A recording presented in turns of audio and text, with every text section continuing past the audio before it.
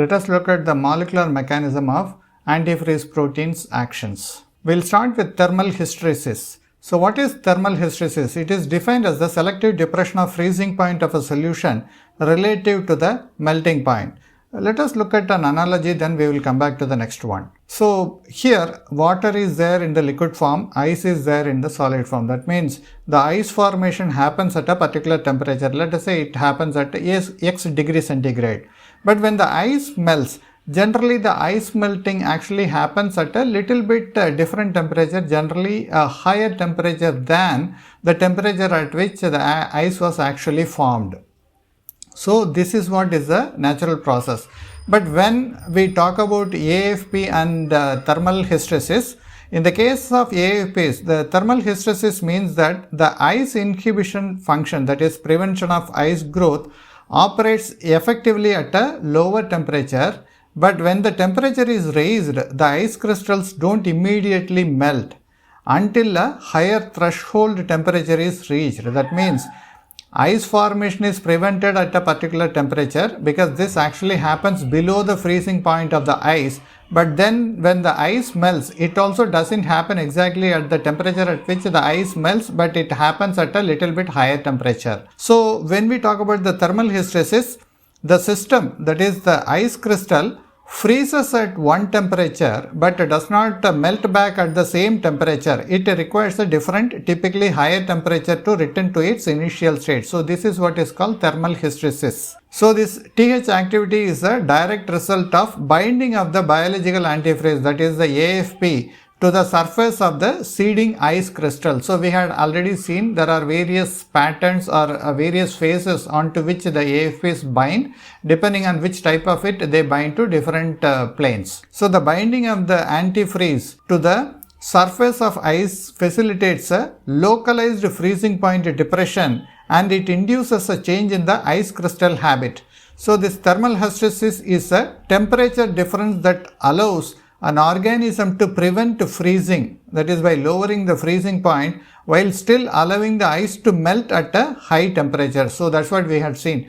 Once the AFP binds to the crystal, it first prevents the ice formation because even below the ice freezing temperature, the ice is actually not formed. That is what the AFP will make sure it happens. And not only when the ice has to melt, the temperature has to be even higher than the actual melting point of the ice. So let us look at the mechanism of how the thermal hysteresis happens. This actually involves a irreversible adsorption inhibition process. So in this mechanism, the antifreeze is irreversibly bound to the specific planes of the growing ice crystal. So this is what we had seen. Depending on the AFP type, they may bind to different planes of the growing ice crystal. The preferential binding occurs on the prism phase of the ice, mainly in the case of type 1. So this inhibits the ice growth along the A axis. That's what we had seen. The hexagons, all prism phases may be blocked.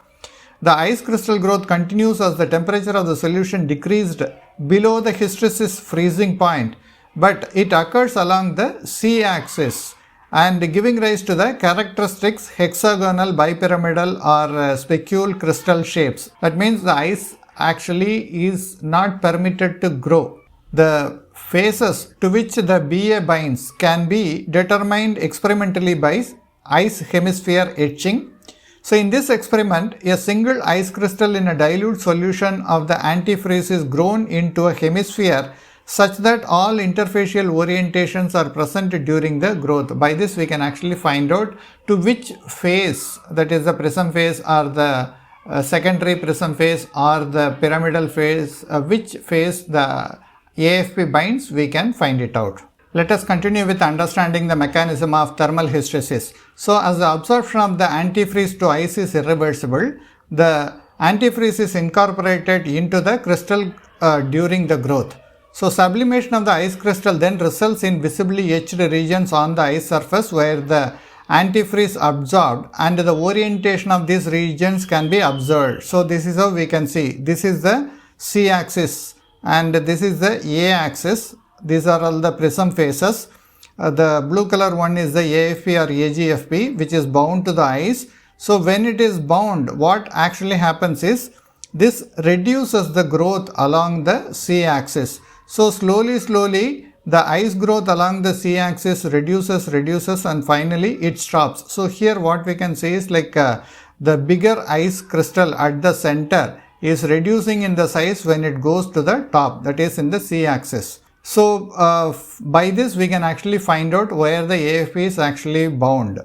So when it has been determined that the antifreeze absorbs preferentially to the prism planes of a seeded ice crystal, various insect and plant AFPs basically absorb the basal planes, and it is postulated that this results in the superior thermal hysteresis activity exhibited by these proteins. We have seen earlier that AFP, that is antifreeze proteins, freezing depression is not a colligative property, because we already know when there is a solute and which has salts in it, that generally reduces the freezing point. So that is what is the normal colligative property. But AFP does not function in that way. So how do we know that? The colligative properties are based solely on the number of particles in the solution, that is ions that are present in the solution. But AFP's mechanism involves specific molecular interaction with ice crystal and not the formation of ions.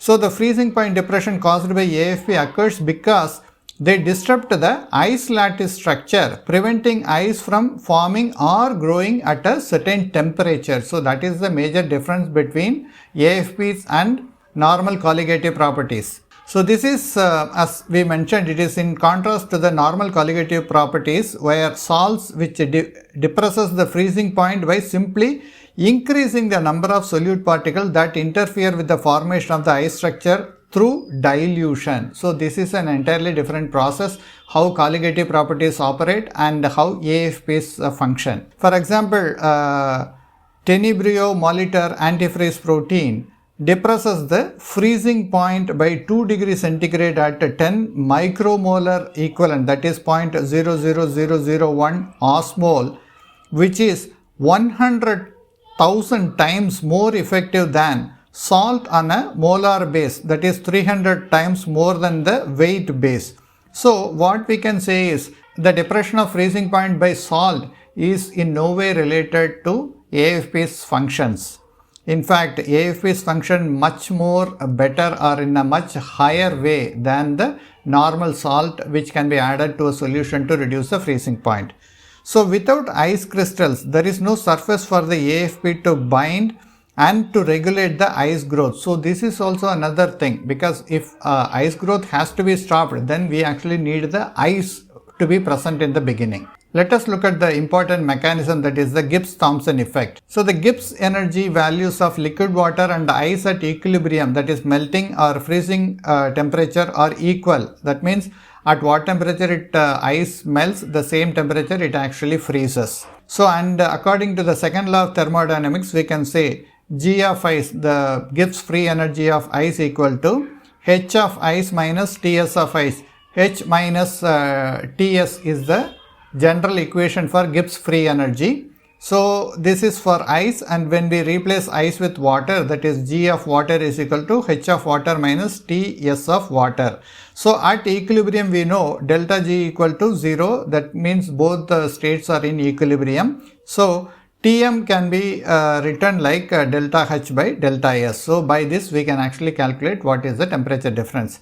So addition of any solute molecule to the water increases the entropy of the solution and lowers melting temperature or the freezing temperature. So this effect leads to familiar colligative antifreeze activity of solutes, which is dependent on the concentration without any need for specific interaction between the molecules. So there is no need of any interaction between the molecule, but still the freezing point can change. So every osmol of solute reduces the melting point by approximately 1.86 degrees centigrade up to several osmoles. So this is the normal Gibbs-Thomson effect. Ice binding proteins depress the freezing point orders of magnitude much more effectively. So that's what we had seen in the previous example. So the another factor that changes the melting temperature is the surface tension energy at the ice-water interface.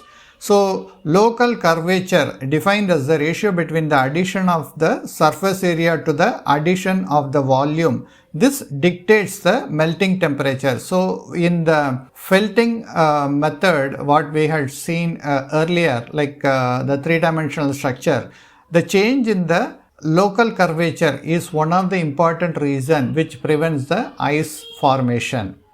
So the Gibbs-Thomson equation relates the curvature of the surface to the equilibrium phase transition temperature. That is, smaller radii of curvature have a higher vapor pressure or chemical potential. So because of this, small ice crystals freeze at lower temperature than the larger one. The effect can be given by the following equation. The explanations are given here. Delta T is the freezing point depression. Gamma is the surface energy tension of the ice. Gamma is the surface energy of the ice, that is the tension, surface tension. Vm is the molar volume of water. R is the radius of curvature of the ice crystal. Delta Hf is the enthalpy of fusion.